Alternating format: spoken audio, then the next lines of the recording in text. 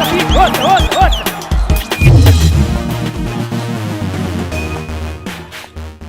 welcome guys. Welcome to SoccerBeat, and it's talking Kaizer Chiefs, and it's legend Tsepo Masilela and top Kaizer Chiefs, ex-Kaizer Chiefs coach, top coach Farouk Khan.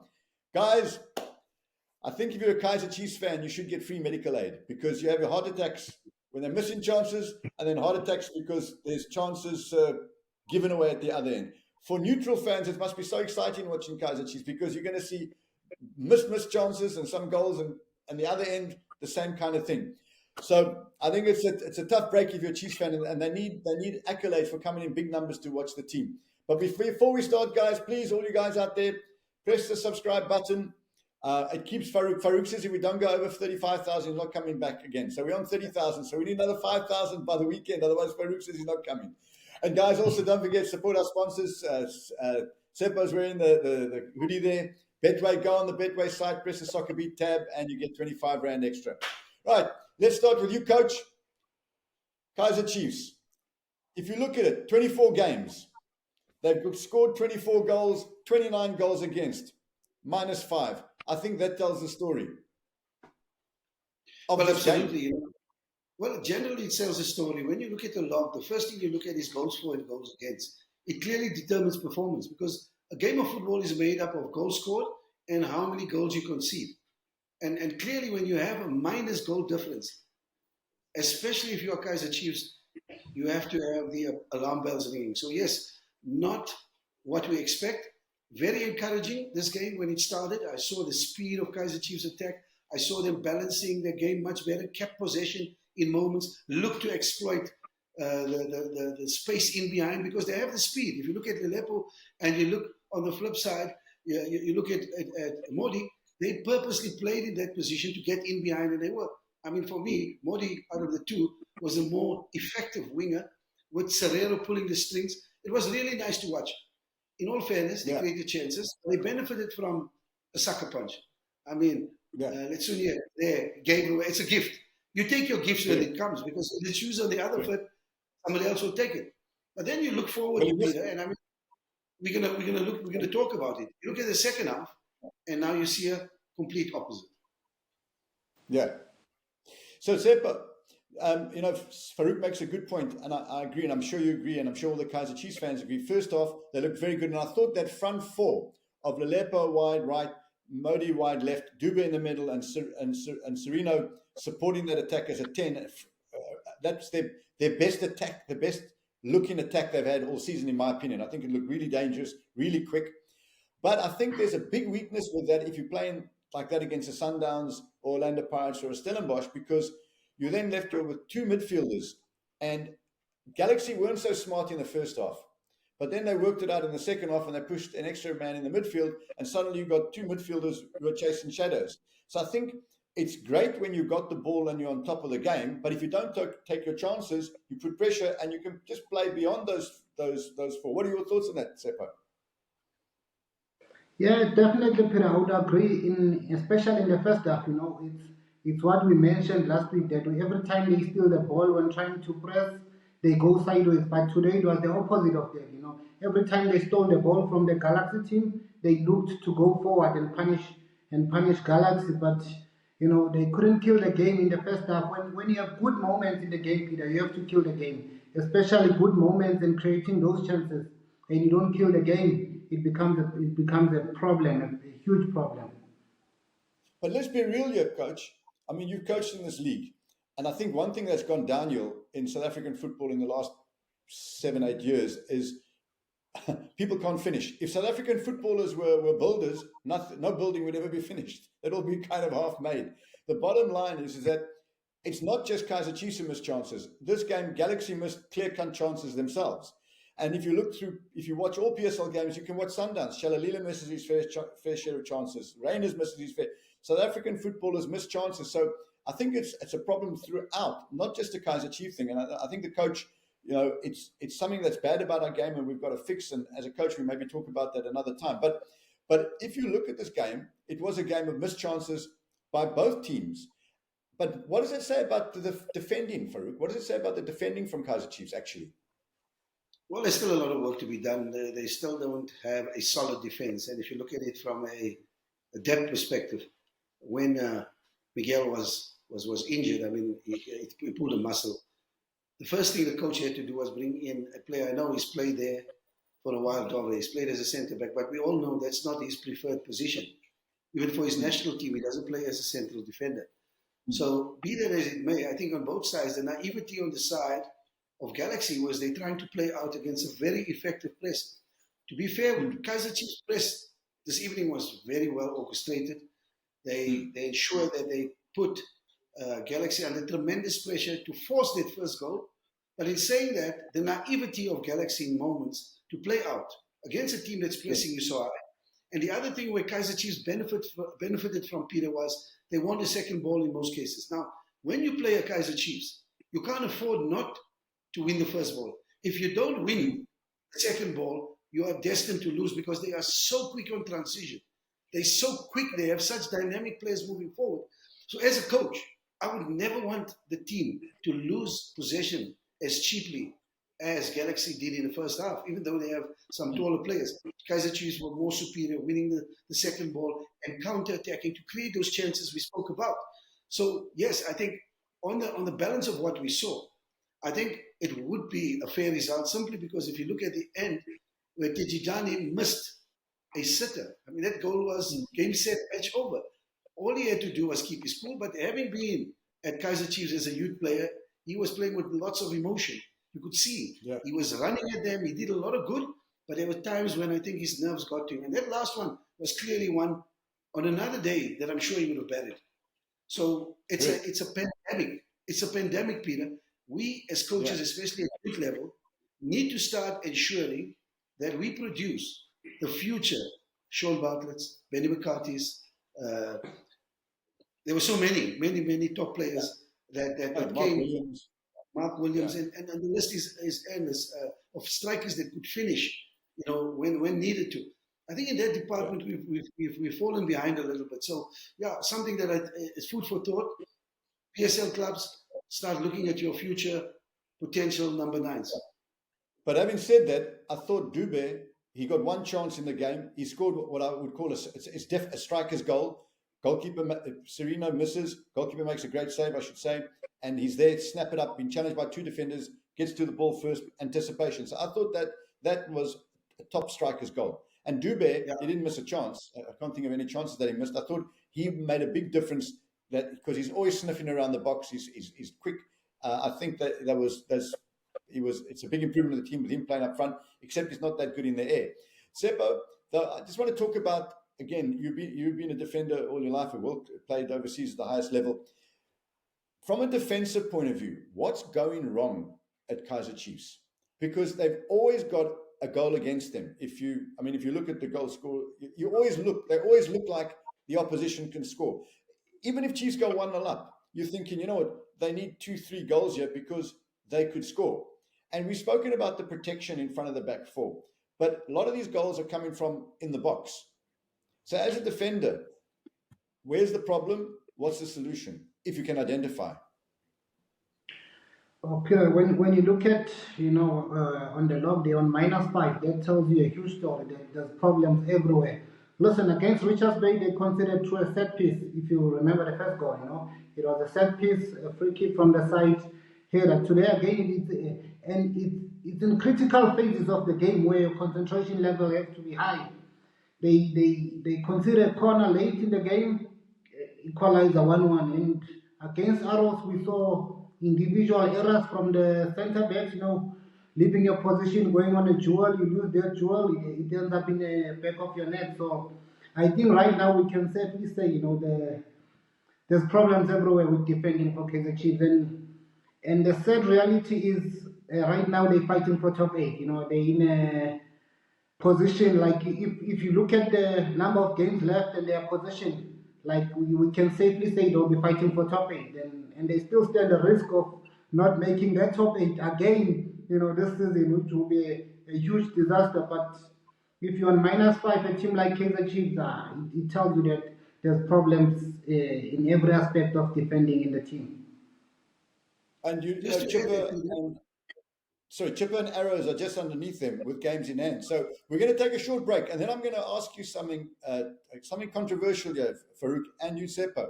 I'm on lots of different groups, and some of them with current and ex-PSL coaches, and 3 out of the 5 guys texted me straight afterwards after their goal, Galaxy's goal, and said, "Coach's fault."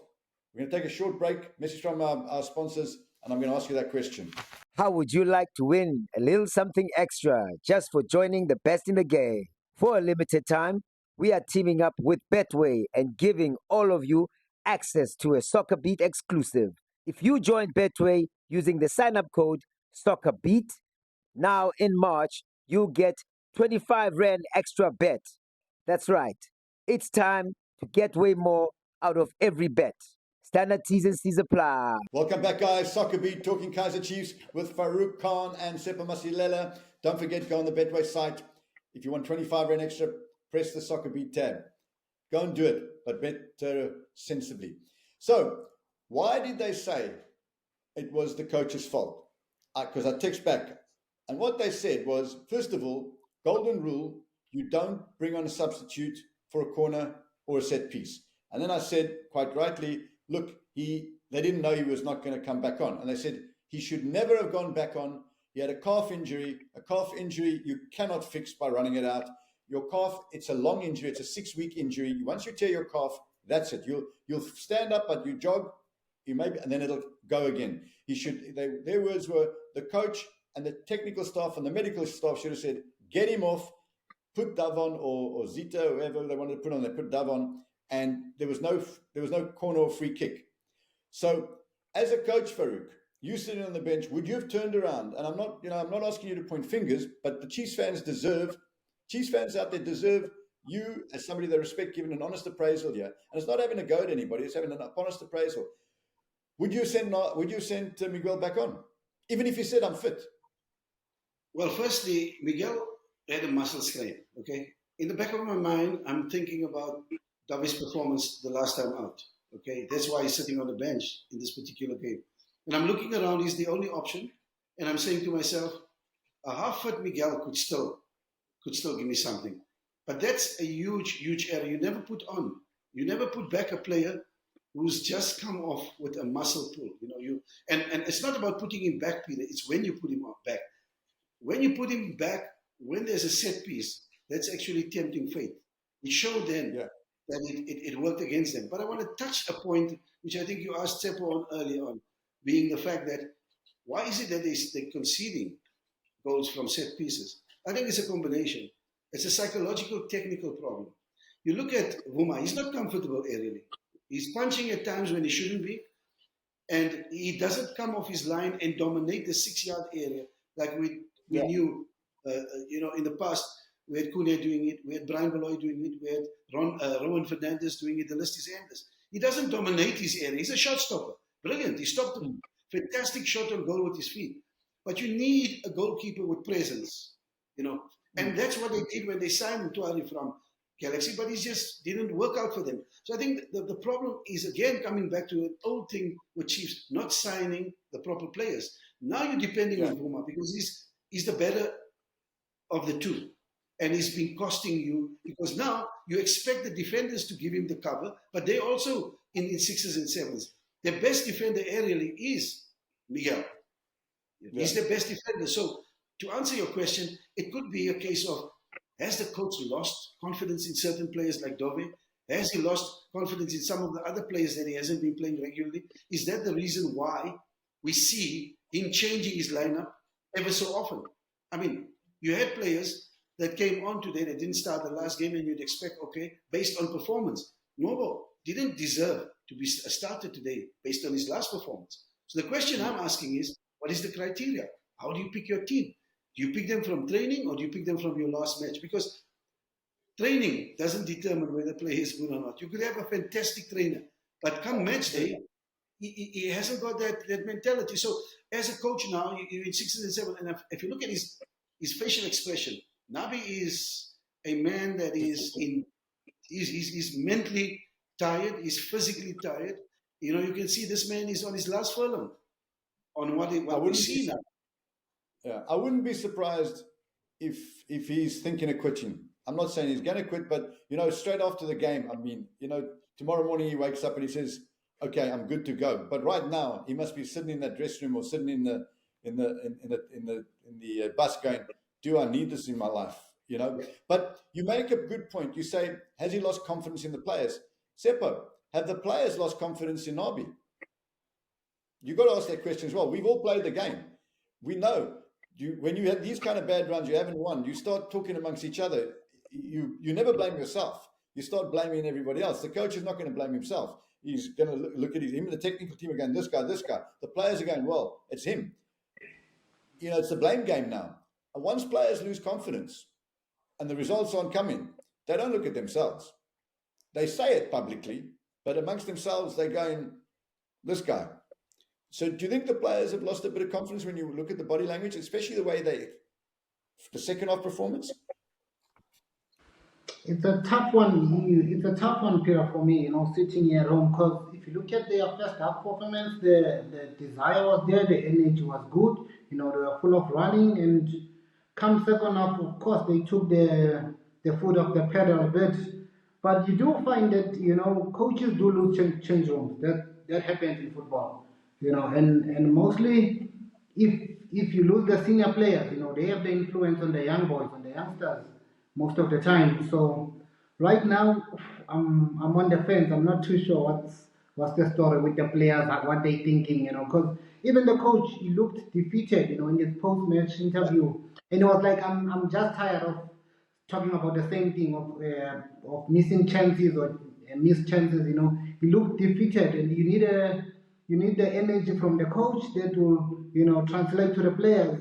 But when you look at your coach, and you see a coach that's like defeated, like ready to pack his bags and go home, it's a worrying factor. And yeah, man, but I'm not too sure what's the story with the players. But judging from their first half performance, Peter, I think they still want to finish in a respectable position, and they've got also a massive game, cup game, semi-final against Sundown. So right now, I hope everyone is still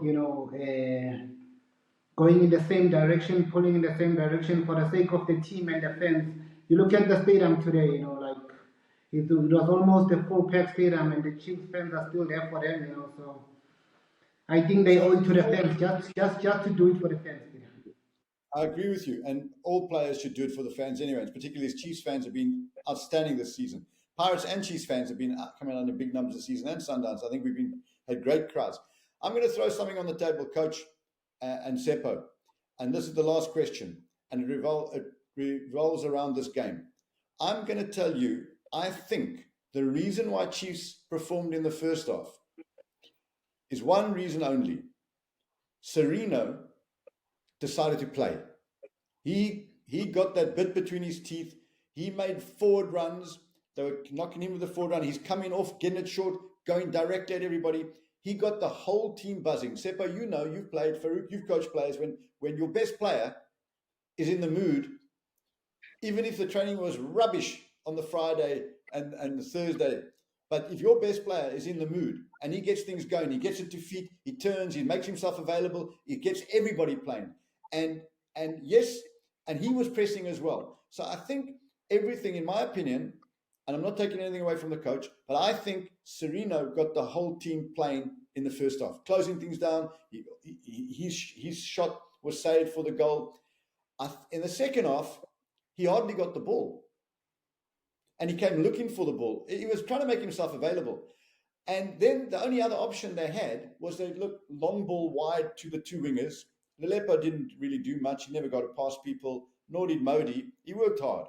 But once Galaxy closed Sereno down, as they did in the second half, Chiefs faded. And by closing him down in the second half, he was coming deeper for the ball. And in coming deeper for the ball, it actually clogged up the midfield. And then they took over the midfield because Mart and Nabi weren't really creating.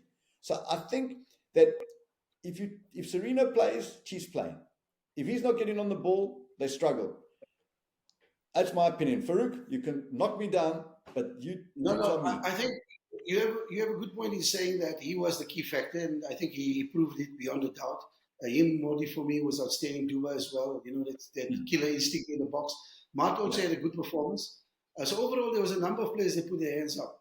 I think in the second half, they didn't give him the same support. So obviously, when you have players around you that aren't putting in the same consistent performance, it's going to affect you. So as much as he was outstanding, they were closing him down much more now. Much more. And losing possession when they shouldn't. There were times when Galaxy were marking in advance and dispossessing Chiefs where they shouldn't have lost possession. So now you minus Serino from that, because if you had kept possession, Serino would come into play more often in the second half, which wasn't the case. So now you've got so much turnover that Serino now looks ineffective. And I think that again speaks to the fact that does Kaizer Chiefs, okay, I mentioned 4 players, Peter. Name me 7 or 8 players that are consistently effective over 90 minutes. You can't. Because there's still that imbalance where certain players have this trend to show moments of brilliance. Solomon's looked phenomenal in the first half with his pace. Second half, he went to sleep. He wasn't as effective again. Now that means Serino doesn't get the same support and the same service to be able to continue that particular build-up play or move to eventually end up at the shot on goal. And when they did have shots on goal, again, the finishing was pathetic. So I think, you know, if Chiefs want to win games, they need to know how to manage the 90 minutes. And this is something Nabi has to do, that we can't play at the same tempo for 90 minutes. We need to vary our game plan. We need to know in certain moments we keep possession. In certain moments we draw them out. Because Mojani is not a central defender. He was played in out of position, but he managed to contain Chiefs. So that's another thing that he looks like he'll become one, though. He looks like he'll become one. That probably happens. You know, you move backwards. You could be an attacking midfielder, and slowly you move backwards until you move out of the field. Maybe that's one of the things that is going to happen to him. But he had a good performance, even though at times he was a little bit daisy. Yeah. Last question, Tsepo. So Coach Farouk makes an extremely valid point, and I think all the viewers out there, all the Chiefs fans in particular, will agree with him. It doesn't look like Chiefs have a plan B. And, I mean, that's a basic of football. Maybe they do, and they just don't use it.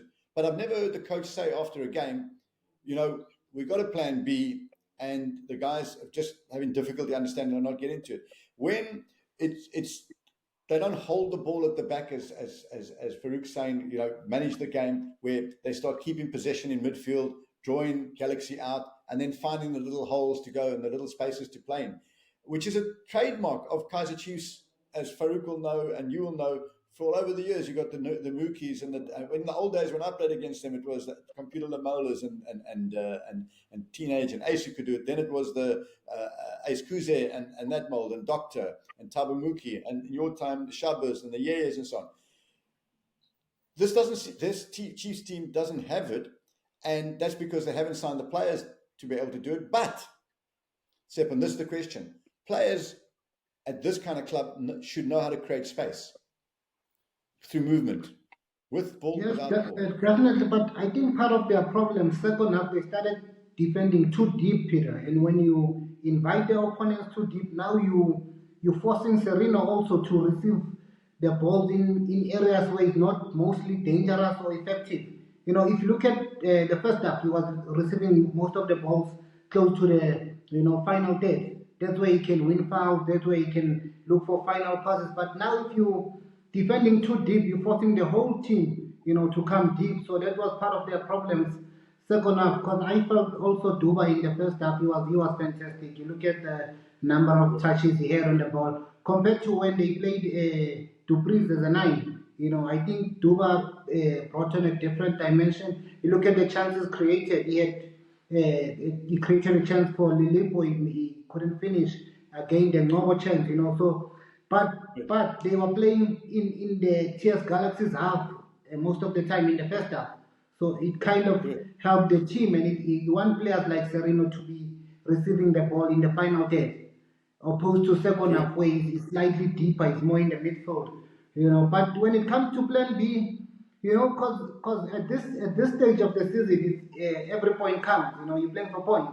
So there's games where with 10 minutes to go, you have to go shop. You bring on the third centre back, you play 5 at the back. You know, there's a lot of ways to grind out results. Maybe I can say, you know, that from the coach's point, maybe to grind out the results, you know, get the 3 points, get the 1-0, go home with 3 points. There's a lot of ways you can play on a transition base, slowly defending too deep, but you have to set up your team and put players that will hit the opponent on counter. You know, maybe you should have, you know, because now we're sitting here looking back. Maybe you should have brought on that centre back. Yeah, I agree with you, especially when you got that pace up front. Well, viewers out there, you've heard Coach give us some excellent examples of where the team went right and where the team went wrong. And my good friend Tsepo, who's played for Chiefs, you got the same kind of information from him. I've really enjoyed listening to Tsepo and Farouk. I hope you guys have as well. Go in the comment section and give us questions that you directly ask Farouk and Tsepo about this game. Thanks very much. Enjoyed it, guys. Can't wait for the Nedbank Cup. Chat to you then. Cheers, guys. SoccerBeat,